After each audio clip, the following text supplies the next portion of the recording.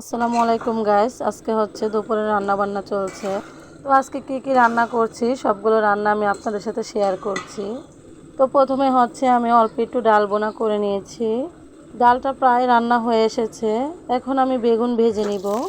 বেগুনগুলো লবণ, হলুদের গুঁড়া, মরিচের গুঁড়া, আদা রসুন বাটা দিয়ে মাখিয়ে নিয়ে আমি বেগুনগুলো তেলে দিয়ে দিয়েছি। এখন আমি বেগুন ভাজাটা করে নিব। মোটামুটি প্রায় বেগুন ভাজাটা শেষের দিকে। বেগুন ভাজাটা হয়ে গেছে, এখন আমি উঠিয়ে নিব বেগুন ভাজাটা। এই পর্যায়ে বেগুন ভাজার কালারটা দেখতে কত সুন্দর হয়েছে দেখেন, মাশাআল্লাহ কতটা লোভনীয় হয়েছে। এদিকে বেগুন ভাজার প্যানে আমি কাতল মাছগুলো ভেজে নিচ্ছি।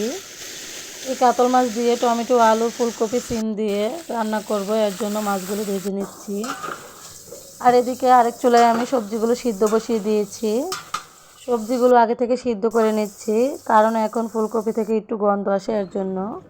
তাই ফুলকপির পানিটা ফেলে দিয়ে আমি রান্না করি, যাতে করে গন্ধ না আসে। এই পর্যায়ে আমার মাছ রান্নাটা কিন্তু অলরেডি হয়ে এসেছে। এখন আমি উপর দিয়ে কয়েকটা কাঁচামরিচ ফালি ছিটিয়ে দিব। তারপরে দিয়ে দিব কিছু ধনিয়া পাতা কুচি।